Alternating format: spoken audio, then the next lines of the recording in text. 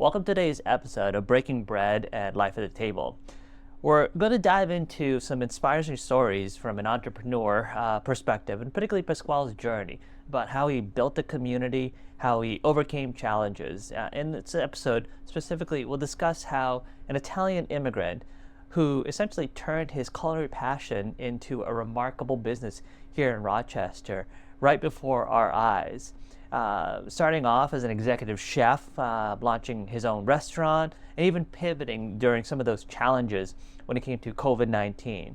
Now, Pasquale's story is nothing short of inspiring, and today we're going to take a closer look at his journey, the lessons he learned, and explore how his love for authentic Italian food has really evolved into a thriving import business and a focus on health as well as wellness. We'll also hear about his experience, the conflicts that he faced, the keys to building a successful brand centered around family, tradition, and community. So let's go ahead and jump in. Pasquale, good morning. How are you feeling this morning? I'm feeling great, Johnny. You know, we're so blessed to be here and be able to, dive into something so special that we created. Excellent, excellent. So, we sit here in 2025. You have a successful restaurant, one of the best restaurants in Rochester, Minnesota, serving authentic New York-style pizza. You have a thriving import business, expanding in your wholesale, selling to restaurants, as well as retail, making your way from Hy-Vee to Target to Fresh Time, and even your direct sale business. It sounds like you've had a lot of success over the years. Do you feel successful? Well, you know what? Every day you always question yourself, am I really successful? Am I really successful? And those are the doubts that we all carry with us from childhood, right? Growing up in a small town in Grumo Apula in Bari, Italy, we were a very, a small little family that grew up in the center of the town, and we didn't have much money, but we loved each other. We always worked hard, and the key focus was always to do the right thing. And the opportunity came to come to America. And, I remember many, many moments where my parents, my dad would always say, we got to work hard in order to, to get ahead. We all got to be together. We all got to demonstrate that we are a unity, that we work together and pull together. So that kind of always stood with me throughout my entire life and journey. And, we carry it on to every day now, even whoever we meet, whoever we work with, whoever we just interact. It's so important to always have that authenticity to what we do. So your story really began as an immigrant and really rooted in family, and having your family, come from Italy to the United States. Let's unpack that a little bit. What was it like as an immigrant coming to the United States? I'm sure there's a lot of challenges you faced. A lot of new experiences. Can you tell us a little bit about that? Yeah, I remember when my dad sold a few plots of land to contribute towards the green card status of going to Naples and getting approved to come to America. And I was about maybe 6 years old. I remember where, we rented a van, and this gentleman by the name Don Michele. I remember Don. We met him in Italy. Yeah, that's right. And you'll probably see him. The pictures that come up. That's right. You'll see him there. To me, it's so important. I remember when he took my family, my mom, dad, and my 3 older brothers to Naples, and we had an appointment at the United States Embassy.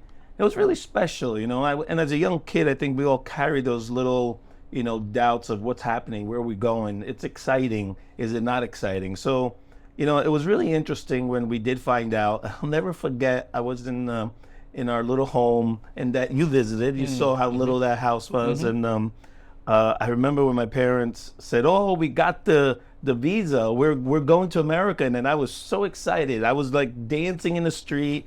And I thought I knew how to speak English by making these sounds of like, oh, blah, blah, blah, blah, blah, like a little kid, So I was really overjoyed with that news. And I got to tell you, it's been an amazing journey. But, growing up in New York, growing up in the public schools, growing up in Rockland County, we lived in the Bronx for a short time. It's totally interesting how, we didn't speak the language, but I was in ESL classes and English as a second language. We were with. So I just want to make sure everybody understands this. You came to the United States. You didn't know how to speak English. I had no idea on how to speak English. We didn't speak English. Okay, so an Italian immigrant coming into New York, going through ESL classes, learning language, learning the lay of the land on the fly. Oh yeah, and I remember when we landed in JFK that night. It was dark and everything looked huge, looked so big. And yeah, I didn't speak a word of English. When I started going to school, I started in second grade, and we were in the special ed classes. Okay. You know, in the special ed classes, we became friends with other kids similar to me from all walks of life, all different parts of the world. And I remember many of them from Haiti, from Cambodia, Vietnam, you know, Poland. It was just interesting. Yeah. And we all shared a common message. No matter if we didn't speak a word of English, food brought us together. Wow, really? So that was a binding point for you guys. You're in a new environment, learning things on the fly, and you found this unifying shared experience, food specifically. Can you unpack that for us? Yeah, so it was interesting because kids would bring lunch to school. And everyone had their cultural lunch. And we all were intrigued by it. As kids, we would trade them like they were cards or they were like little G.I. Joe figures or whatever it was. Food was our central talking point. Okay, all right. And we enjoyed the different flavors and enjoyed the little conversations. Whether we made sense or not, food brought us together. So I know you're a trained executive chef. Was this early experience kind of a formative time where you know you developed a passion for food, or have you always had a passion for food? Well, you know, as a little kid, I was the youngest of four boys, and I was always home with my mom, and you know, she cooked everything from scratch, and I was part of that. You know, I was part of, you know, putting flour like a kid. You know, putting flour on the table, helping her grab a little bag, or helping her get in the water, and you know, I spent the most time with my mom, so I really did find that love and passion for food at a younger age because I was touching it, I was tasting it, I was enjoying it, you know, and I think that had a lot to do with me really falling into the love of cooking and striving to attend the Culinary Institute of America. That was my dream of going to the best school, the Harvard of culinary schools. Sure, sure. It's interesting how these themes, you know, are evolving that have helped you to be successful now. This love for food that's rooted in community, that's rooted in your relationship with your mom, that you were able to, you know, build on when you came to America and interacted with a bunch of other immigrants. The sense of community really allowed you to connect and learn on the fly. In addition, I think what's also interesting is that, you know, this ability that you have now to quickly assess kind of the current situation and react dynamically. I think there's some themes to that that's rooted in the fact that you had to do it. You know, you had to be very observant. You had to pay attention to how people reacted as you didn't know the language, but you knew people and you knew ways to connect with these people. Yeah, it was definitely, you know, it's interesting. I think a lot of people like yourself make these little connections and points. And to me, I just did what I thought was the right thing to do, or at the moment, spur of the moment to do stuff, you know? And I really look back at times and I really am thankful that no matter what, the biggest impact for us and my family, we always surrounded ourselves with really good people. And, you know, the sense of community is so important. And it never mattered if they were wealthy, middle class, or poor. We looked at the people as who they were with their hearts, with their passion, with them sharing, because it allowed us to share too. We weren't wealthy. We shared. My mom would break bread, you know, bake bread in the oven and share with our next door neighbors. You know, my first best friend is Timmy Abrahams, Vincent Abrahams, and Debbie and Patrick and Mrs. Abrahams and Mr. Abrahams. And you know what? We lived on Division Avenue in Spring Valley, New York, and they lived across the street. We would share our bread with them and they would share their fried fish with us. You know, so it's just, no matter what, food brings people together. And from a young age, I had the pure food. My dad would go into the field. You know, we would have olives. We would have olive oil. We would have tomatoes. We had figs. We had fruits. And, you know, it's so amazing and interesting how the circle of life comes all the way back to where you originally started. And here we are sharing that passion, that love, that purity of food in what we have here at our restaurant.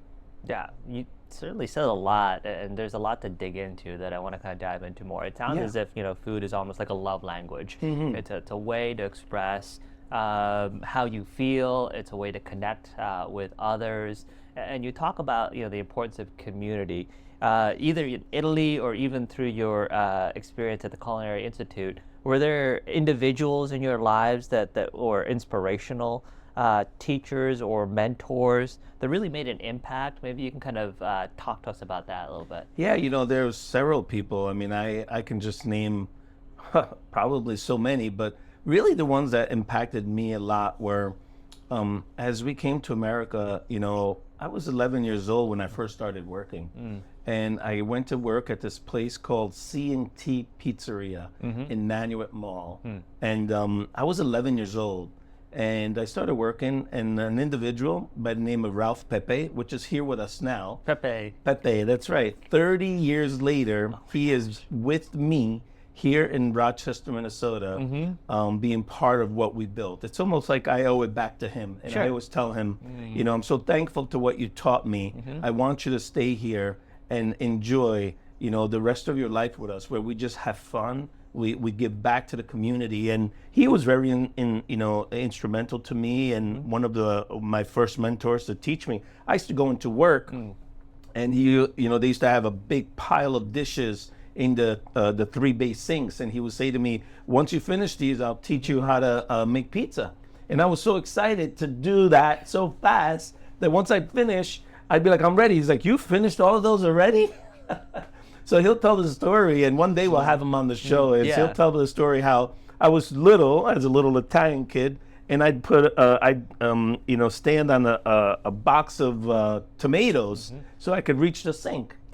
So he was very inspirational to me as one of my first. And then I worked for a great family at Posa Posa in Nanuet, New York. You know, Giancarlo, Dooley, Danny, Stevie, Louie, C. Alfonso, the dad, Michael. You know, we worked with a great group of guys. I was probably 13 years old. I went to work for them. And they were like my second family, because I truly loved being with them every day. Like, to me, going to work was like my happy place.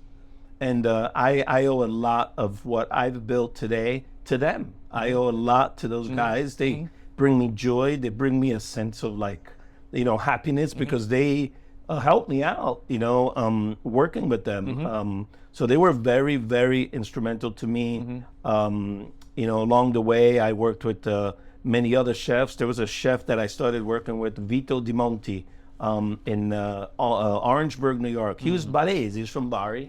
And he worked on the ships for years. And then I heard that he was one of the best chefs in Rockland County. So I went to him, I worked with him, I asked him, hey, I want to work with you, I want to learn from you. And I remember he didn't pay me for a little while, because he's like, if you want to come to work, you know, I can't afford to pay you, but you come and work for me, you know? And I was like, no problem. So they call it a stage, but I guess I enjoyed it so much, and he fell in love with me, that he did start paying me. You know, and I just love to work all the time. So I owe a lot to Vito. And then I remember I kind of broke his heart, where he said to me, when I said to him one day, you know, Vito, I'm 18 years old, 19 years old. I want to go to culinary school. He goes, oh, what do you need school for? You don't need school. You learn from me. I said, no, you know, in America, there's one thing we need, is that piece of paper. And whether it's important or not, you know, school is important. And I wanted to go to culinary school. That was my dream, to help me realize what the future could be. And I broke his heart when I started applying.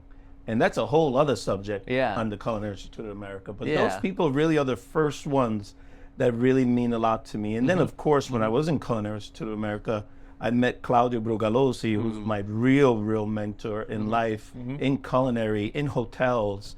And I love him to the moon and back, because, you he's really been instrumental. He's always on my shoulder. Anytime I have anything that I want to discuss with him on that professional level of executive chef, I did my internship with him in Perugia, and he is so incredible. I just went to visit my family in October, and the first stop I made was to go see him because I owe a lot of my success to him as well. Sure.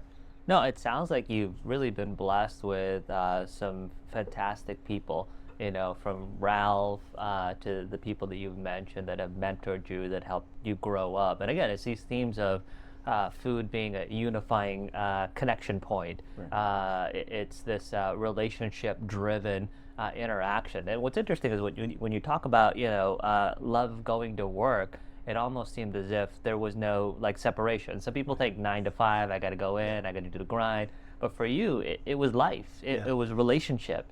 It was your passions that you were living out, which I think probably what separates, your experience from others and fuels your drive. I'm always astounded with how much you can accomplish in a given day. And I think part of that is because you don't see it as work. You see it as life. Yeah. You see it as, opportunities to be who you are.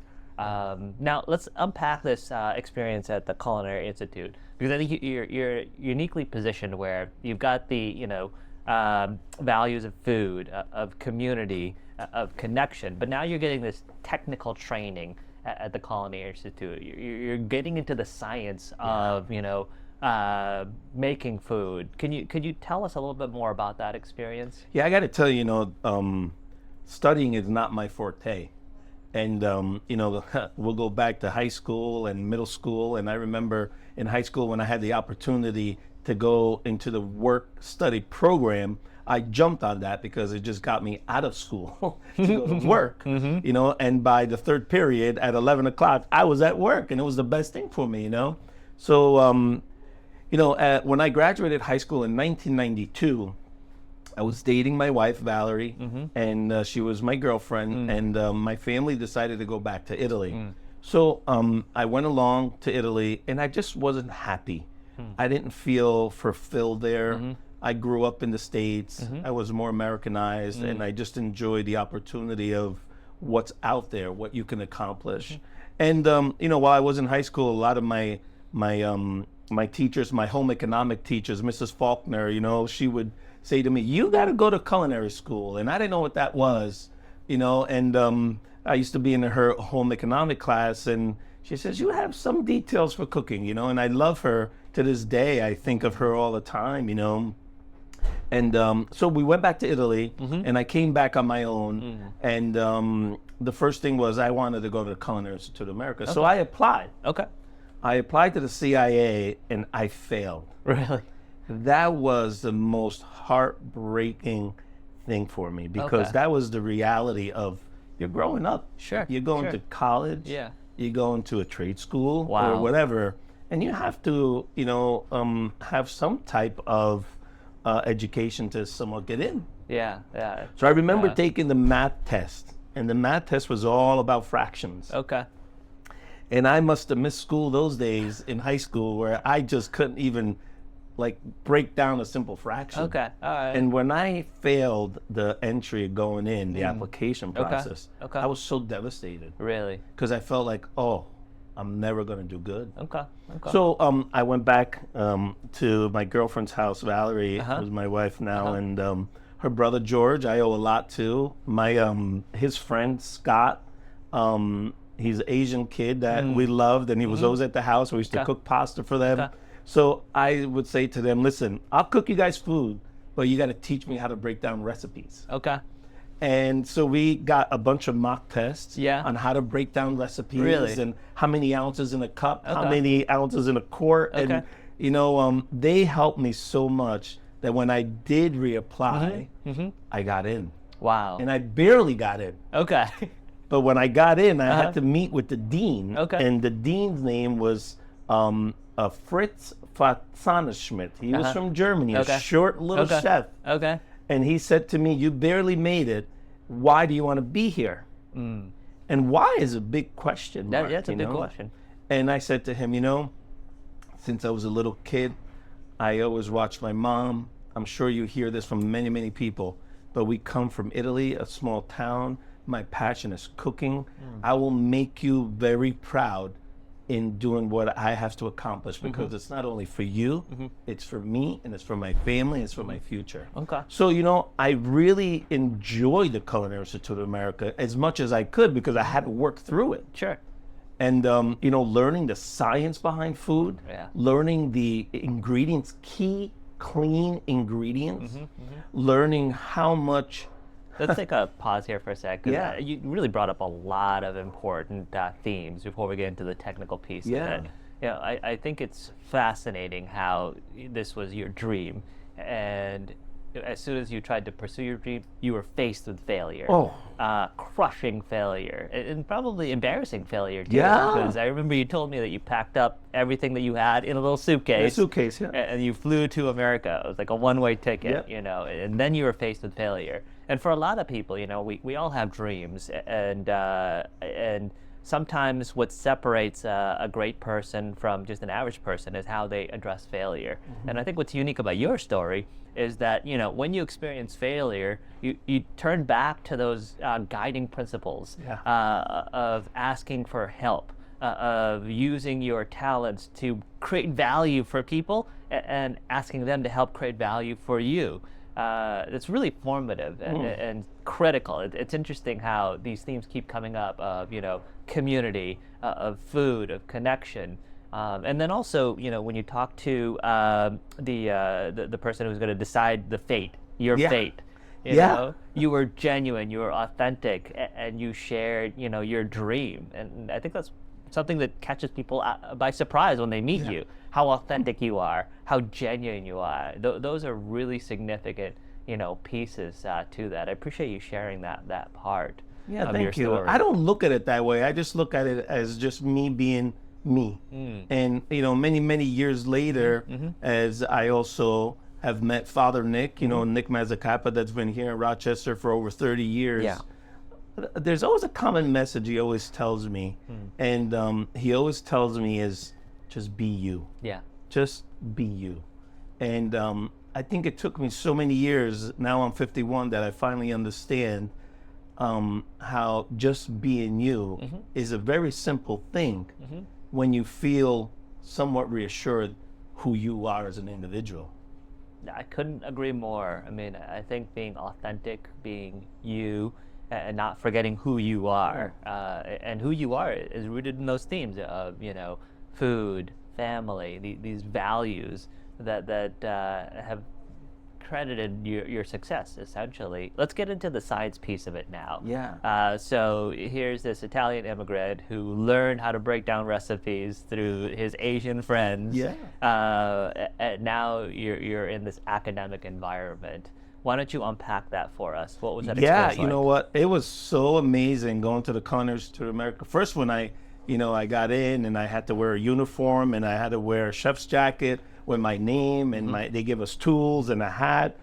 I felt like I was in another world. I didn't think it was true because I didn't feel that I made it to this institution that's one of the best in the world. And so it was really interesting in understanding the importance of food from the bottom up. And before you even get to the first step, there's so much to learn.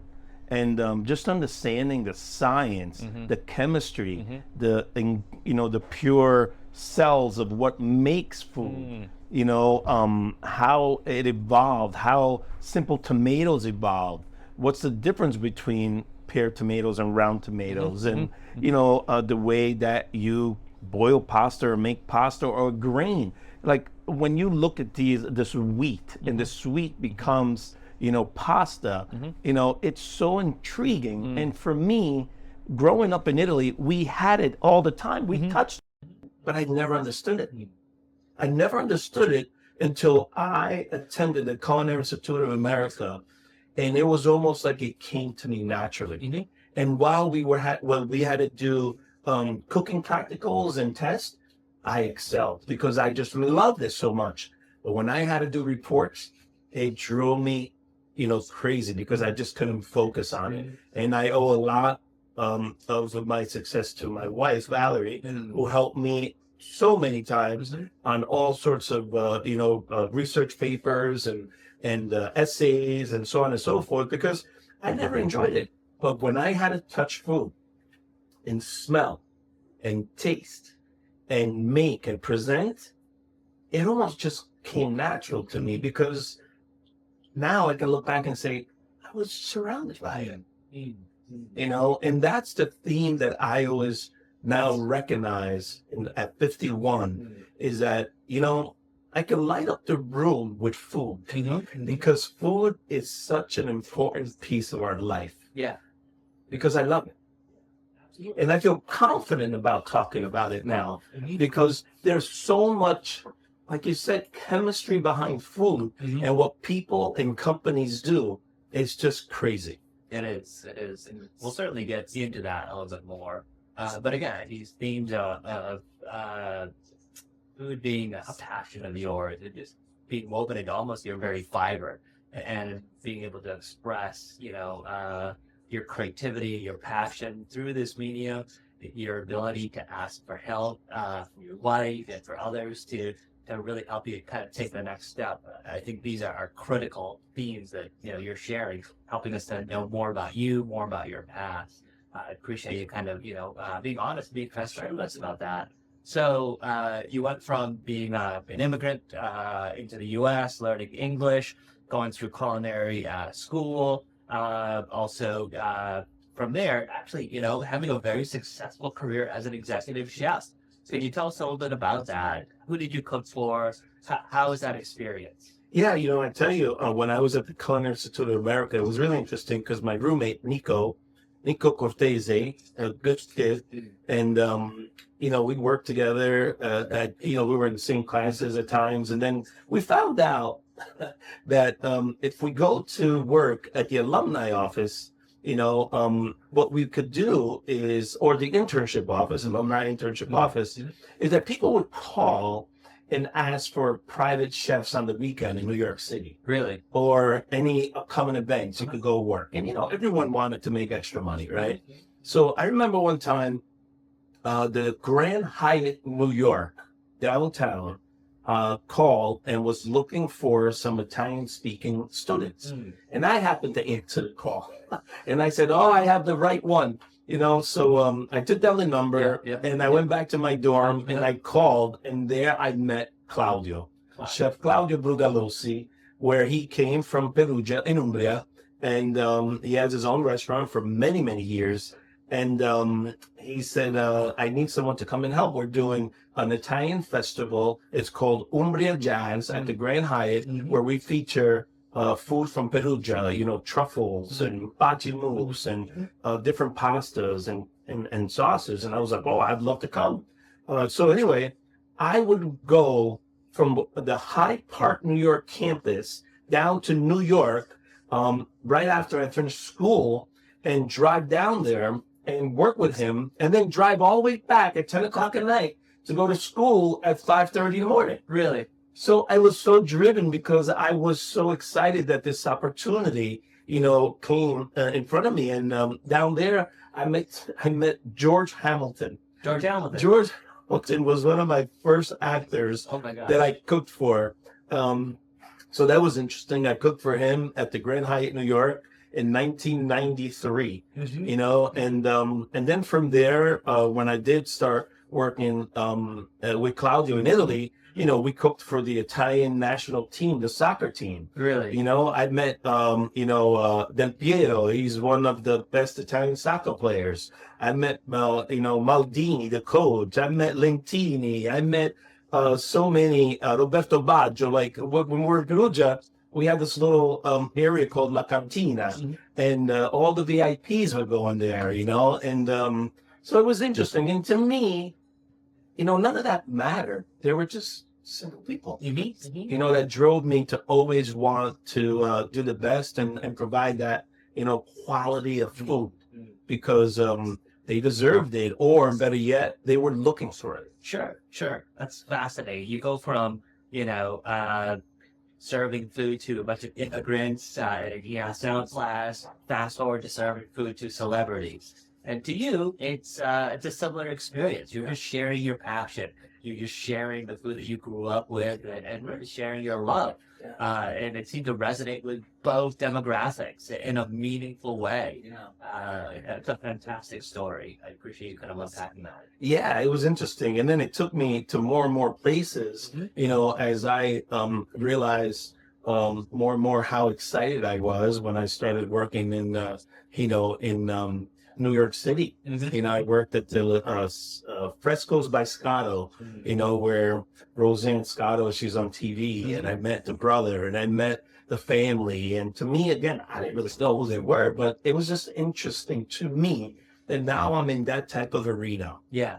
And At the highest level. at the highest level, and I didn't even know of that. I was just learning as I went along. Right. And then I went to work for this place, The Arches in Fort Lee, New Jersey, where I found out, years later that was one of the spots where all the top mafia guys would go. Really? So I had no idea, but, I don't know if you know the story of Paul Castellano when he was gunned down in New York. They found Archer's matches in his pocket, and so there's this kind of an interesting dynamics where we got to work at some of these incredible places, and then it took me to Los Angeles. I remember asking Claudio, I really want to work in some of the best places, and he would call me Pasky. He said, Pasky, I think what you need to do is go work at Hyatt. And I'm like, Hyatt? He's like, I'm going to help you. So I got into Hyatt. Okay. At the Hyatt was Hollywood on Sunset Boulevard was my first executive chef job. Wow. In a big company that I got to meet the Pritzkers. I got to meet, I used to cook for Little Richard. He lived on the third floor. Little Richard, Tutti Frutti, old Rudy. Really? Yeah, he was such a great person. I just loved it. And it was genuine. To this day, I have a CD that is signed by him, and he used to call down and want his food, and I'd cook for him. Wow. Wow. Wow. Yeah. And then again, this, connection with people, how humble you are with being able to cook for celebrities. You wouldn't know it as that was your background. Or when people interact with you here, when somebody comes from, wherever they are in the world to the Mayo Clinic to get some health care services, and they come to your restaurant, they wouldn't know that the person driving this shift was the same person who used to cook for Little Richard. Your humility, it really is astounding because you're just sharing your love for food. Yeah, it was just great. I mean, and it carried on for me to go and work at the Grand Hyatt Kauai, the Hyatt Regency Port Bay. And to me, that was just so beautiful to be able to be in this 5-star, 5-diamond resort where we would cook for John Travolta, Oscar De La Hoya. We would cook for so many actors that would come there, and so I would cook for Steve Jobs. I would cook for all these, celebrities that to me, they're celebrities. I just enjoyed making some fresh raviolis or, caramelle pasta that I learned with Claudio, or making a nice filet with the foie gras on top, I got to experience a lot of that more and more on my own, and it was really interesting and fun. And some of these foods probably were foods that you grew up eating, right? Yeah. I mean, a lot of the foods we grew up eating, and some were a little fancy, that, we may have eaten once in a while. We didn't cook filet mignon, but we cooked beef, but a lot of times I learned from what other great chefs were doing, and I put some of the ingredients together, but always keeping simplicity at first, and that's what always got me the opportunity to move up and move up and move up and be able to, move 10 times, be able to move to 10 different hotels and find myself in Rochester, Minnesota, cooking for some of the best people in the world, whether they're, wealthy or not wealthy, that come here for care at the Mayo Clinic. We truly are the extension of Mayo Clinic. We meet so many families from all over the world that come here. And the first thing they say is when they walk in the doors is, wow, that smell is just amazing. Yeah. So it's really amazing the type of journey we've taken and interacted with people. Let's make the story up from that vantage point. Okay, so you're an accomplished executive chef. Fast forward to opening up a restaurant in Rochester, Minnesota. Tell us about that. Why Rochester, Minnesota? Why a pizza restaurant? What inspired you to create Pasquale's Pizzeria? Well, I tell you the truth. I mean, after many, many years, spending 28 years in hotels and restaurants and working for different chefs and owners, and it came to a point where, you kind of get burnt out and tired and have cooked for so many different people that once you start realizing that, a lot of people, the common message was, as much as they ate, I wasn't sure that they appreciated it. It was almost like they just expected it. Mm-hmm. And, you can't expect clean food or great food. You have to understand the clean food and great food and know the source of it. And so, it came to a point where I was telling my wife, I was just so tired of working for the hotels and these big ownerships, and it's a really roller coaster of running a business through their lenses, right? And she had asked me what was my happiest place. What was my happiest place that I enjoyed the most? And I said, when I was behind the counter at Posa, where I used to, the pulp people come in for a slice of pizza, for a piece of bread with sauce and cheese. Really? And she said, well, then let's open up a pizza shop. Really? So that's where this whole came about. And I was at the Kalahari at the time. And I remember on my bed drawing it out, what I envisioned a pizza shop looked like, and that's how this whole dream came true, and kind of, again, went full circle on how we went back to a place that really brought joy, happiness, love, and connecting with people. Yeah. Right. And when you go back, and you said it really well, like, when we were in ESL classes, food brought us together, right? Sharing our ingredients with each other in a classroom brought it together. And here we are in Rochester, Minnesota, home of the Mayo Clinic. And I never knew what Mayo Clinic was when I came here. And I got to tell you, what brought me true joy when I opened up this up is it also came full circle when I was in Italy as a young kid. I was a bit in an accident with gasoline and fire, that I put gas on top of this little fire pit that we were tilling the dirt in the farm. And I was in the hospital for 60 days. 60 days. 60 days. And the nuns took good care of me. Yeah. And our little hospital in Grumo, I was there as a young boy before we came to America.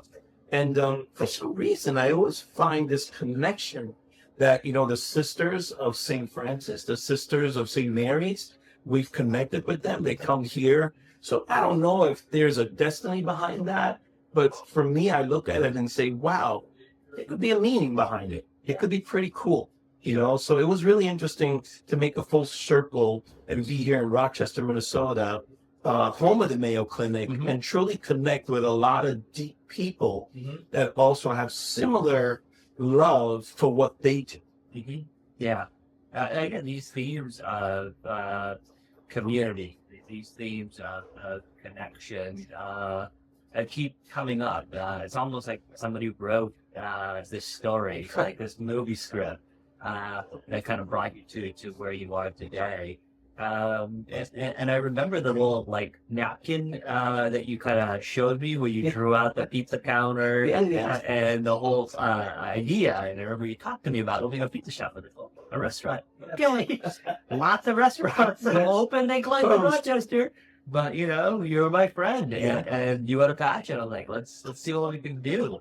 And I remember the first day that you opened the restaurant, you ran out of pizza balls. Yeah, you ran out of pizza.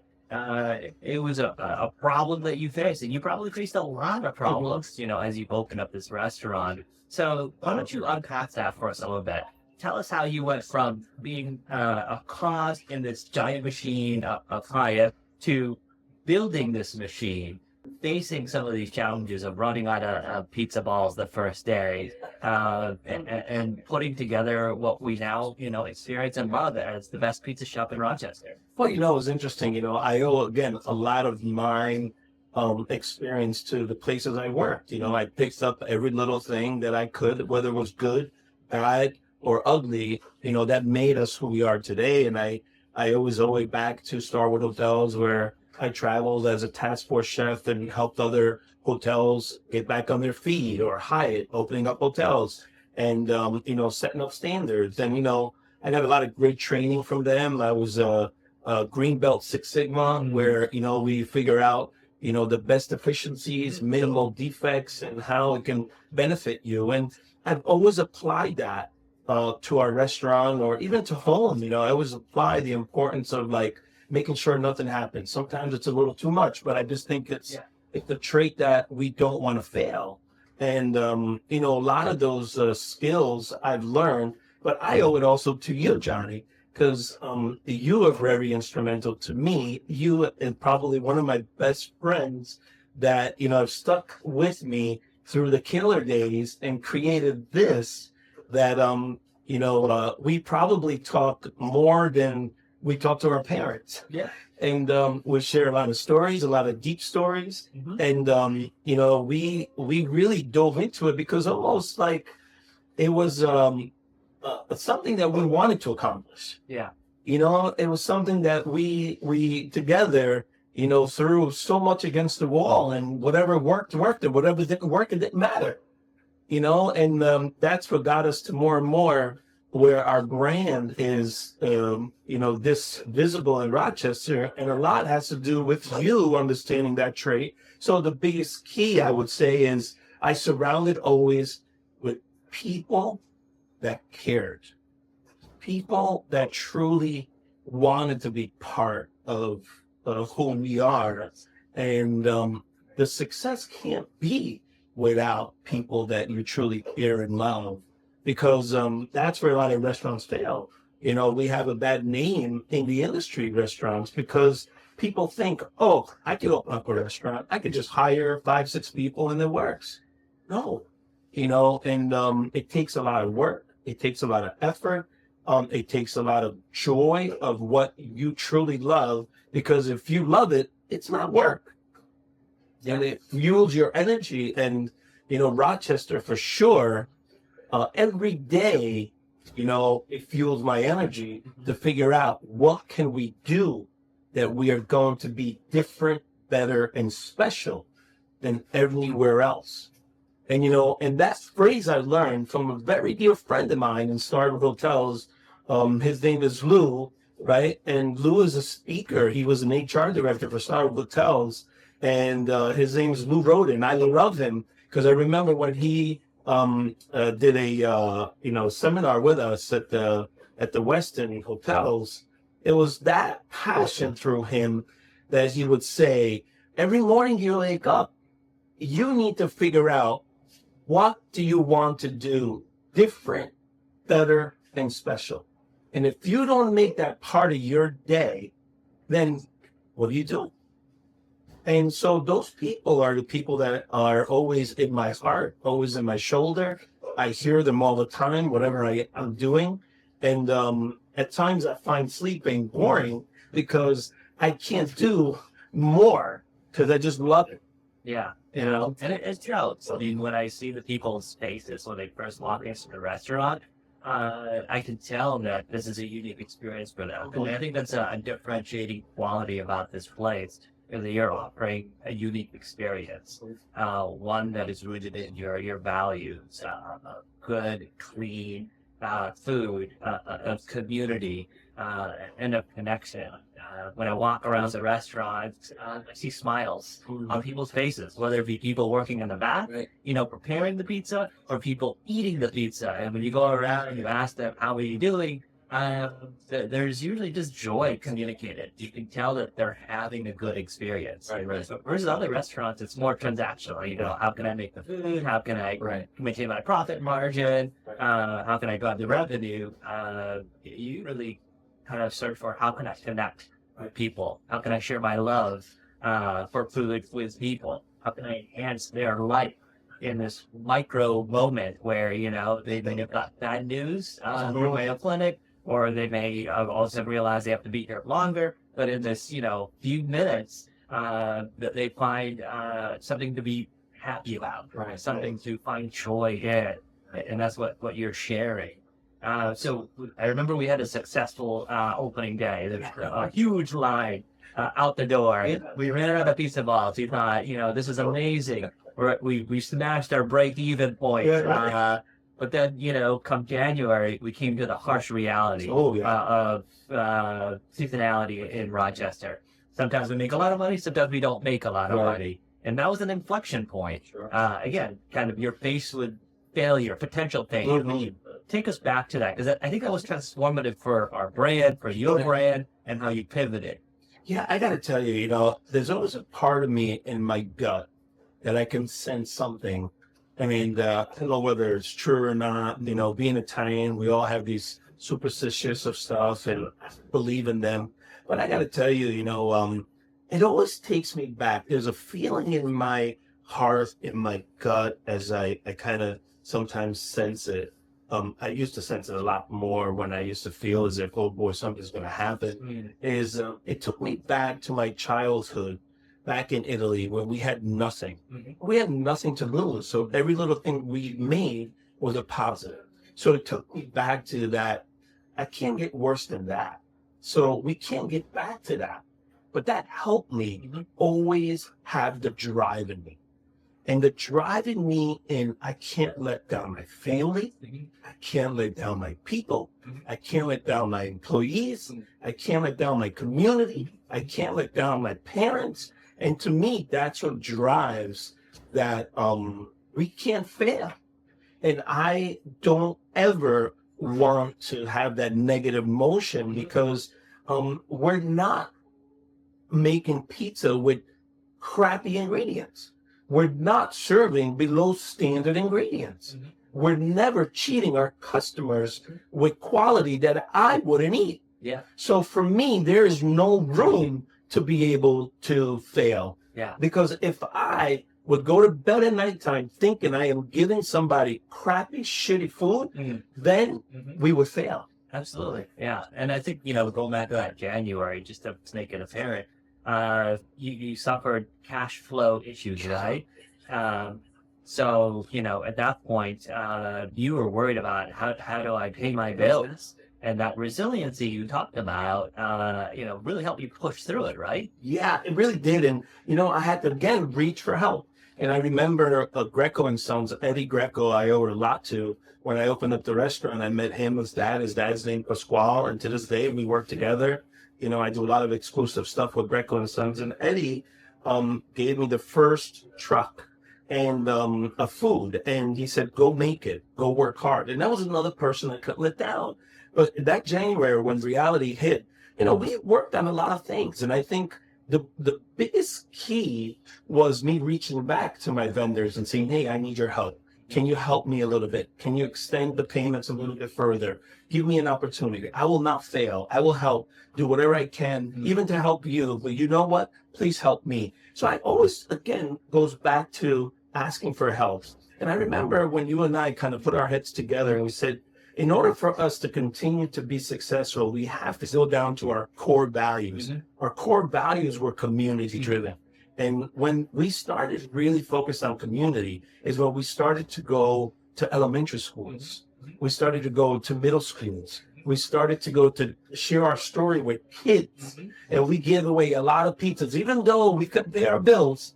That community, that sense of connection with little kids, that now they went home and shared their stories with their parents, started helping us gain that momentum of community driven. Yeah. Giving back. And that started to help more and more, sharing my stories, my fears, my upbringing with our community, kind of really started gaining momentum. Absolutely. And then you can recall how we started, working with Facebook. Yeah, I remember there was a snowstorm rolling into January. We were trying to figure out how do we market. And we talked about, hey, why don't we just give some pizza to the snowplow driver? Yeah. And I remember you went and did that. You posted it on Facebook. Right. And it just went viral. Yeah. It just exploded. There was so much goodwill that you created. Right. Simple post that it actually, helped kind of clarify our value proposition to Rochester. Right. That we're a restaurant that cares about the people in Rochester. and we want to create value for that. Tell us about that. Yeah, like that was something again from my gut of like they're plowing the snow, they're working hard, and how can I give back to them? And what can I do? And I wanted to give them pizza, and I wanted to be thankful and say thank you for doing this, and just taking pictures with them, and they were excited having a slice of pizza, having a pizza, that we acknowledged them. Yeah, and nobody was doing that. Nobody was doing that, you know, and to be honest with you, it continued to drive us to always get back to the ERs. You know, at the end of the night, we had leftover pizzas, and we're like, we don't throw this away. So how can we help and put joy again in what they do hard and acknowledge them? So we bring pizzas to them, bring pizzas to our local, police department, fire department, sheriff department, or homeless shelters. So it kind of continued to build more and more and more that momentum in working with the Gift of Life Transplant House, Ronald McDonald House. So that again brought me back to the community level of sharing our food, our bread with people. And that's when January and February, we started to see the momentum more and more. And we started to resonate with a lot of people because we connected with their emotional. The emotional connection was really, really strong. And that started, creating the bond. Yeah. Yeah, really forming the brand idea of what the squad's all about, the neighborhood pizzeria, that neighborhood piece. Yes. Yeah, this is where people come to celebrate, where people come to break bread, Right. And connect with each other, and really set the trajectory for the success of the restaurant, Right. Which is a blessing to Rochester, to you, to me, to our families. But, like anything, things don't stay the same. Right. There's always changes that happen, right? Let's fast forward to COVID time. Oh, yeah. A scary time for many restaurants, a scary time for many of us as well. It's Right. uncertainty.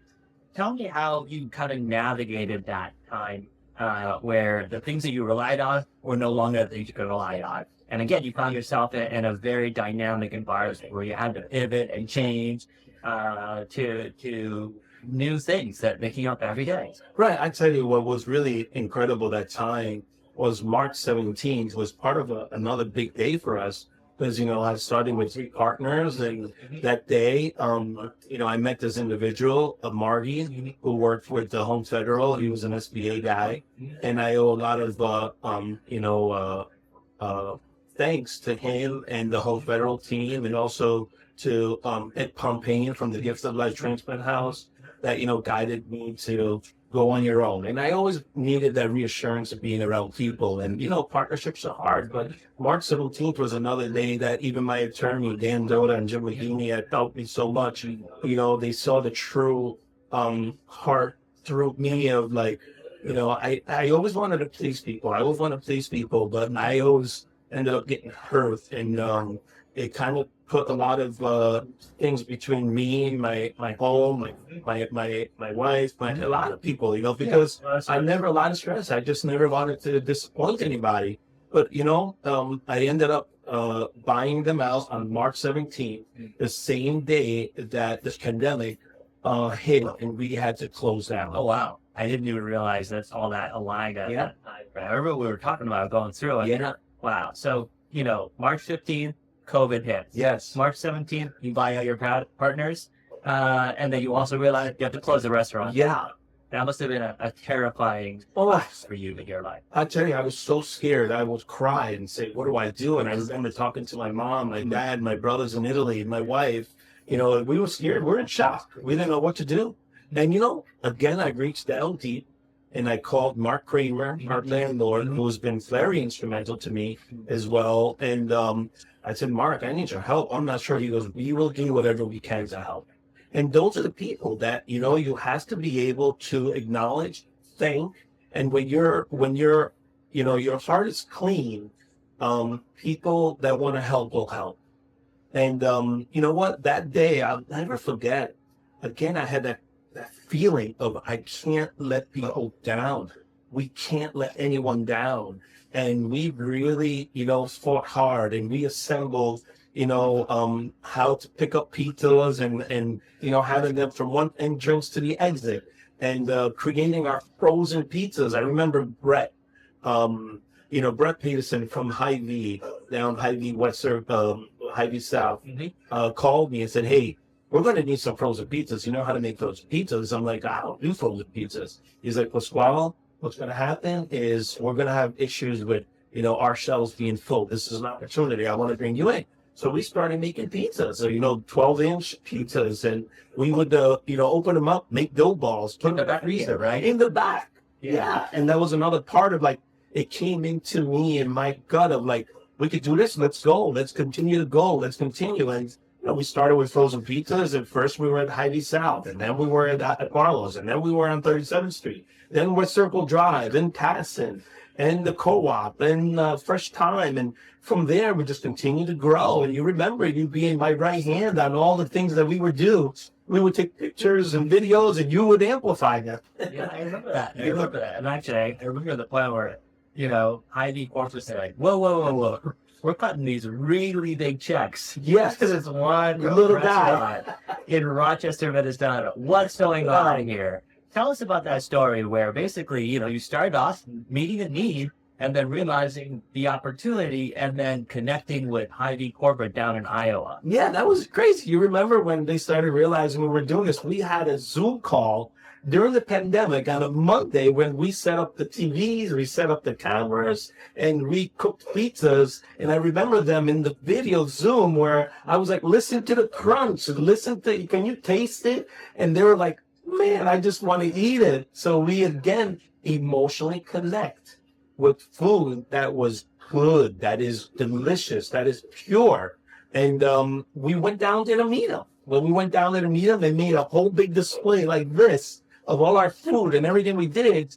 That was a connection. And I owe a lot to Hy-Vee. Mm-hmm. I owe a lot to JD. He's one of our good friends. Dan Gubbins, Dan Unger, Mike Cooley, and so many of the guys that we met. Tyler Waltz was the guy that I connected with on LinkedIn. One day I was driving up to the cities and I'm scrolling through my phone where I'm not supposed to, but here I am sending them a text message on LinkedIn saying, hey, please give me an opportunity. Can I call you? And, to this day, these are the people that, I'm very thankful for. You never forget people that help you. And, we just continue to dive deep into the pandemic, and no matter what threw at us, we just always fought through it. And we did the best we could. We gave a lot. We gave a lot to the team at Mayo that was working on COVID. We gave a lot to first responders, to the police, the homeless, the people that couldn't, make ends meet. That was part of who we are. I think there's some important things we can do, just remind everybody that you just talked about. As we talk about the story of Pasquale's Pizzeria, your story, there are these inflection points, right? So you open up your business, you face the cash flow crunch, and then you pivoted, realizing the value of creating, a brand that gives back to the community. You leverage social media. You recognize the needs to pivot during a time of critical decision making so that you can have success. So that's the first pivot point. It's almost like you're back to being in the country, not knowing the language, figuring out how to speak the language, and just being able to read the room. You pivoted there. COVID comes, and your restaurant shut down. You can come into your restaurant. You launch online ordering, or whether you've had it, you just amplified it more.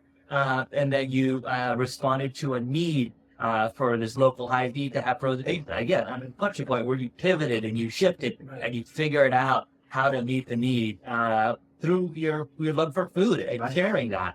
And then that grew to connecting with Hy-Vee and presenting to them, how you can not only make frozen pizza, but you can go back to Italy. Yes. And you can share the foods that help you to become who you are. So talk about going back to Italy, sourcing these products, and sharing it with Rochester and the rest of the U.S. Yeah, that was an interesting point. You remember where, I was trying to reach and figure out what can we do? How can we, pivot and grow our brand and continue to expand our brand? And what helped us a lot was when I, called my brother and said, we need to try to do stuff here. What can we do? And he said, well, why don't we try to bring our olive oil there? We looked online and figured out how can we import our olive oil? How can we get our products here? you know what? It was a lot of homework. I had no idea. I didn't have a degree in, economics. I didn't have a degree in logistics. I didn't have a degree in marketing. But it was always through what we felt, those points, those fears, I think, drove us to more realizing what we could do. And, once when we figured out that we can actually import our olive oil, which is the purest olive oil out there, that comes from our field, right into the can, that was very instrumental. And, we were able to just invest a little tiny bit in a 10-foot container. I'm sorry. Yeah, it was a half a container that we could only fit 10 pallets. And we figured out how we had to get our FDA license. We figured out how we had to get insurance on coming here and how to work with a logistic group. And I always asked questions. I always asked for help. And the people that helped us, the people that gave us the opportunity, were the people that, again, connected with us. So when we brought our first container of olive oil and pasta and sauce, that was the beginning, where we also were part of the shelf fillers, where shelves were empty during the pandemic, and we were able to bring the product here.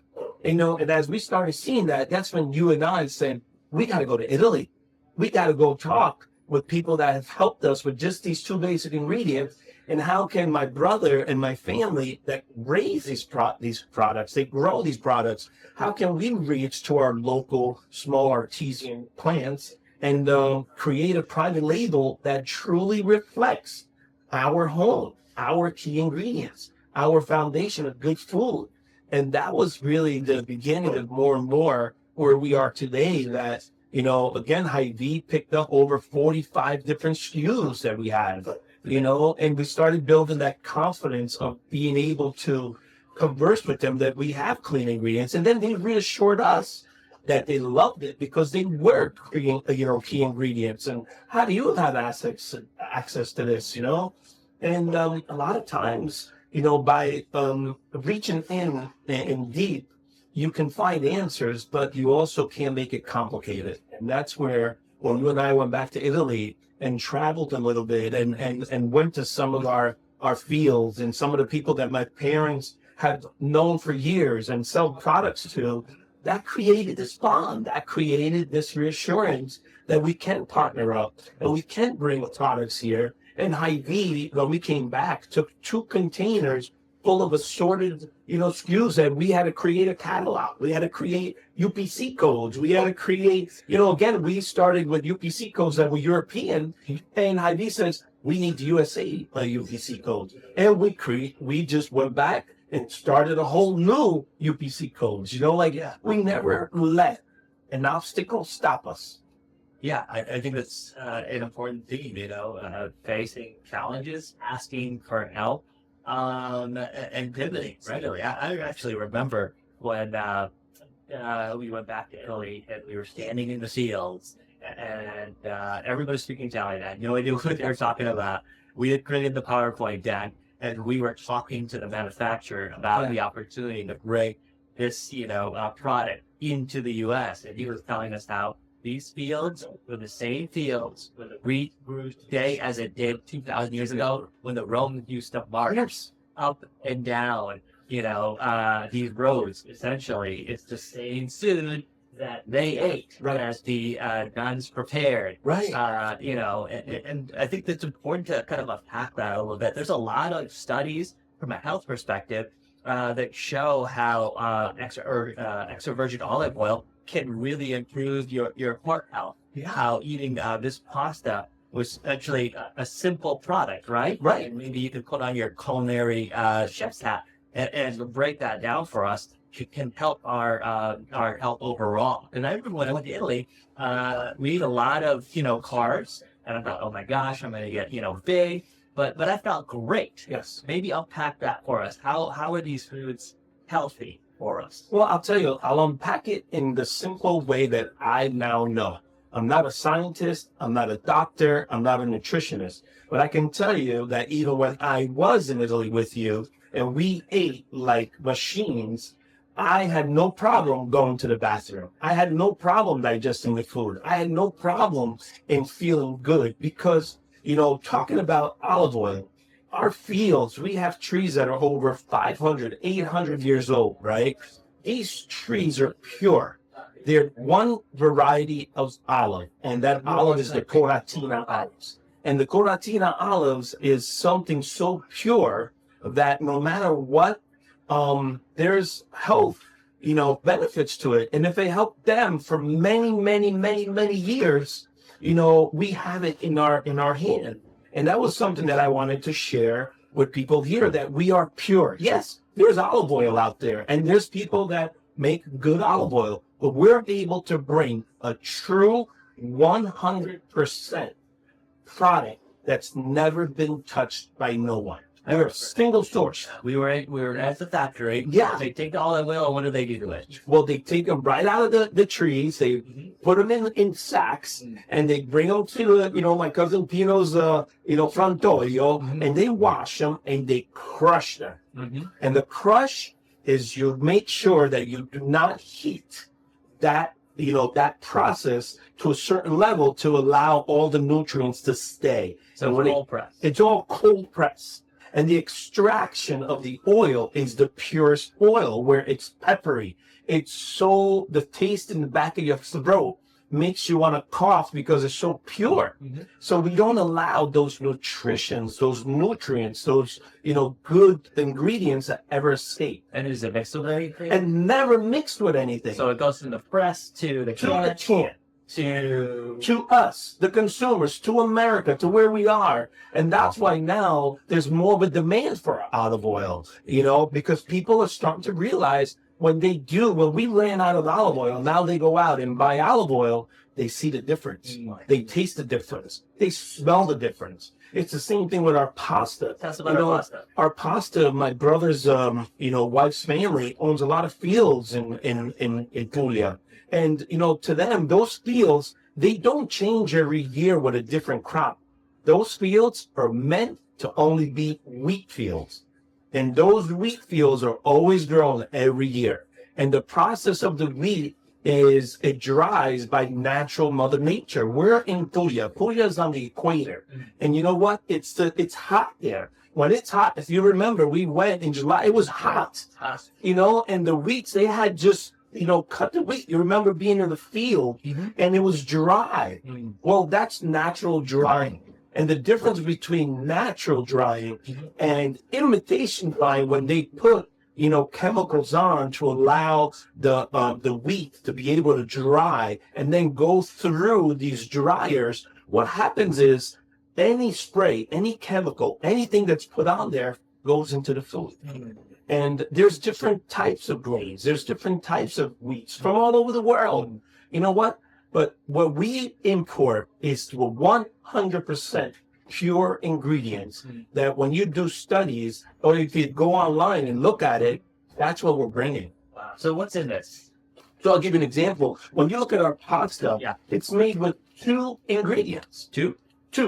It's the semolina, the durum flour that is processed. And it's dry, it goes to the machine, it becomes, the semolina, and all of a sudden, you add water, and you have this amazing, simple pasta. It's not mixed with anything else. Nothing. Not starch. Nothing, because what happens is, it takes a little time to cook this. It takes a little longer, because it's a bronze cut, natural cut, right? That when you boil the water, you should simmer it, so then all the flavor stays in. Yeah. And it's still a little al dente, but the real ingredients are still there. They're not mixed with anything. You look at the same thing with sauces. Our tomatoes, they're grown in southern Italy. They're long pear tomato where it's ancient. These tomatoes are old tomatoes. They're grown in the same fields. We don't change fields. Here, what I've learned, and I love the scenery when I drive up and down, the highway, you'll see soy, you'll see, corn, and every year they switch it. And I don't understand that. And I'm not, again, a farmer. I'm not in agriculture, but I always wondered that. And I'm sure this is technique. But in Italy, where I grew up, in our land, those trees are there. They're there for years, and you saw those. You witnessed those. I remember you took me to a tree and said this olive oil tree or olive tree has been around for 2,000 years. Right. And I think that's what struck me about, you know, the places we visited, is that we almost had food experts. In terms of like the land was an expert at producing wheat. This olive oil, or rather olive tree was an expert at producing olives, if you will. So we have these experts that have been doing the same thing for thousands of years that Mother Nature has perfected. Yes. Giving us these products. And the second thing that I think struck me as you're kind of sharing your story is that these are whole foods, that they're not mixed with anything else, that they're pure, so our bodies know what to do with them. When we eat food that, you know, is processed, there's chemicals in there and our body doesn't know what to do with it sometimes. Right. And it gets confused, and that's where we have some health problems. But our body knows what to do with these things because they're pure, they're natural, right? Yeah, and that's the key that a lot of people that I've learned more and more as we learned this type of industry, this type of whole retail, this type of wholesale, is that, you know, we talk a great talk here in the country of pure, pure, pure. But you know what? I can guarantee you more and more and more, there's a lot of people that don't even know where they are sourcing the ingredients. And it's a fact. And more that we're in it, there's a lot of people that have no idea what some items are inside the can. Yeah. And we've learned that. You and I, we've done studies where, you know, online, through Google, through what's out there, you know, where's there demand for good product? Where's there demand for clean label product? And we're fortunate, we're in the Midwest, but we all deserve good products. We deserve clean label because you know what? There's Italian factories right here around our area. And you know, is it any more Italian? I don't understand. So, you know, we all talk the talk, but we need to also figure out the true meaning of walking the walk of the ingredients. You know, it's easy to slap on the label and say that it's organic and this and that. And I can relate to that. As a chef, I starved for clean food. I starved for the best products when I worked at the Hyatt Kauai, 5-star, 5-diamond property. I don't want to serve, you know, mediocre foods. And I always, you know, fought for that. And now here in Rochester, Minnesota, we are the extension of the visitors, the patients, the Mayo Clinic. And if Mayo is considered number one, then we need to be number one. And, you know, that's my true love. That's my true expectation. There's no less. And we've been thankful because of our client base, our customers. They believe in that. We don't change ingredients. And you'll see more people will have on our show. They'll talk about it. We're now 8.5 years into it. We've never, ever manipulated ingredients. No. And you know, again, go back to like this idea that if somebody were to write a script for a movie, they would probably write a very similar story. I think back to when we started this, we're almost coming full circle. Of you sharing your story when you were in the kitchen with your mom, preparing food for your family, the love that you guys shared with each other, the food that you, you know, prepared. That's what you're bringing to our table now today. Right. You know, full, clean, nutritious food, nutritious for our souls, nutritious for our body, and your expertise and your training as a culinary chef, serving the best foods to celebrities, Little Richard. Yeah. It's the same food that you want to serve us here in Rochester. Exactly. You know, and you're treating us like celebrities. You're treating us like your family. I think that's a key differentiating part, you know. You're not out just to make a buck. You're out to share love. Yeah, and you know, it's also so important to be able to be transparent. And the transparency that we have is we don't buy the commodities that everyone else buys. There's no difference going from one place to another in the same city, and they're using the same ingredients. You know, and some of those ingredients, I say, are washed down because you know what? What makes you, again, from Lou Rodin, different, better, and special than your competition next door? It's what you are able to bring to the table that are clean. And we're fortunate. Now, not a lot of people are in our situation, and we're blessed. And I thank God every day that we were able to reach right into our hearts, into our land, into our parents, and be able to bring all of these ingredients here because we have a direct source. A lot of people don't have that. And, you know, being in business for 8.5 years now, so many people that have been our customers, kids that I've met when they were in Falwell Elementary School, to middle school, to high school, they still come back. To them, when I hear, you know, I moved to another city and I can't just have a slice like this anymore. I can't date, like I can't find this flavor. It's because they have also identified that we are unique. We have something clean. We have something so fresh. You know, I talked to friends of ours. As a matter of fact, a few weeks ago, a friend says to me, you know, I tell you, I eat this type of pasta, and after I eat it, I feel so bloated. I feel so bloated, like I have a big weight in my stomach. And he says, when I do eat yours, I don't feel that way.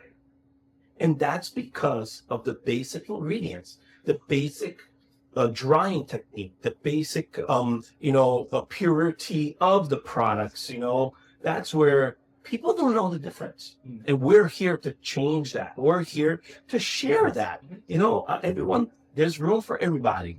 But you know what? If you look, there's a difference in products. I couldn't agree more. And that really is a good segue to kind of close up, our section in terms of what we're going to be doing in the future. The whole goal of our time together was really to lay the groundwork so that we can bring other people into the conversation. We can bring experts, clinic, doctors, and people who, have changed their diet. I remember you talking about one of the police officers coming in and having a meal here regularly and feeling good about it, even though, what perceptually might be a heavy carb, meal, but the fact that it's all pure, it's all whole foods, and the fact that our body knows what to do with it, and it breaks it down so we don't feel bloated, rather we feel nourished, and we feel satiated. Really, that's going to be kind of the themes that we're going to be exploring as we bring other guests in. So maybe let's close out in terms of, let's talk about the future. What's the purpose of this podcast? What's the purpose of our time together as we move forward? Yeah, there's something that we wanted to talk, and I was inspired again by a very good friend of mine, Art. Artie, we were together and he was sharing about, the importance of talking about your products, talking about what you do. And he inspired me to put this together, and between us two, here we are doing it. And, we're going to talk about, what purpose we have. We're going to talk about what, led us to be in the positions that we are. Why do we pick this community? What's the purpose of doing something so beautiful to leave what? A legacy? To leave what? What are you here for? And those are some of our key components. And we're going to be talking to Father Nick, where we'll share our foundation, the foundation of how we built this through a culture of being Italian that I am, and now American, and I'm blessed to be both, is talk about those tough times, good times, how we culturally, bring a lot to what we do.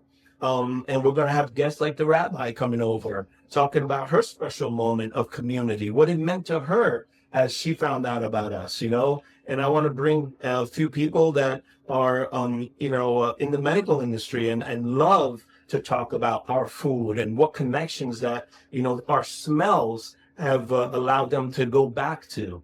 At the same time, also, be able to amplify the importance of, giving back. Giving back is a big essential thing as us humans, continue to find joy in what we do. Is always never forget where you are. Never forget opening your arms and helping people. It doesn't matter how big you get. Those basic things you'll always have. And if you're able to remember those, that's important. It doesn't matter where you're from. It doesn't matter, the color. It doesn't matter any of that. I think at the end of the day, it defines who you are, and people will, attach themselves. They will fall in love with that because it's pure. And that's where we have passion behind what we do. And we're going to talk about that with more and more people in town as we break bread at our table with our ingredients more and more. And I want to thank you, Johnny, for all the greatness that you have brought to us and continue, because you're going to be the one amplifying this, and you're going to be the one sharing the story with so many around Rochester and now around the world. You know, so we're excited, and we look forward to doing more of these podcasts, and it's going to be really fun. Some will be longer, some will be shorter, but you know what? I think once you put on your earphones or you're traveling and you're listening to this, there's going to be a little part in your heart that's going to tickle. I think you're going to love what we always talk about. Thank you, Pasquale, for sharing your story. And really, it's an important story because it's really in themes that we, I think, all can relate to. You know, family, passion for food, passion for helping others. And we want to thank the audience as well for tuning in and listening to this conversation as we launch this podcast called, you know, Breaking Bread, Life at the Table. Life at the Table, that's right. And really, we hope that they enjoyed your story as well. You share your journey. You did it, you know, authentically. You shared the tradition that you experienced with your mom, the connection point that you made with the community in ESL school, with the other immigrants, with celebrities, with people here. And really, it's all rooted around, you know, good food. And, you know, we hope that for the audience, that they don't forget to share a meal with others, to share their story with others. So while this is Pasquale's story, they have a story. That's right. And we all have a story that we can kind of share with each other. And the next time when we continue to explore some of these, you know, inspiring life lessons that you have and the guests that you bring here onto the podcast now, we're going to learn more about all of our stories, really. And until then, you know, let's stay connected. Let's foster meaningful conversations. And let's remember what's important to us. And let's focus in on that. So we hope you enjoyed the podcast. And we look forward to sharing more from Pasquale's life and his passion as well. That's right. Breaking Bread at the Table. We'll see you next time. And remember one theme, it will never disappoint you.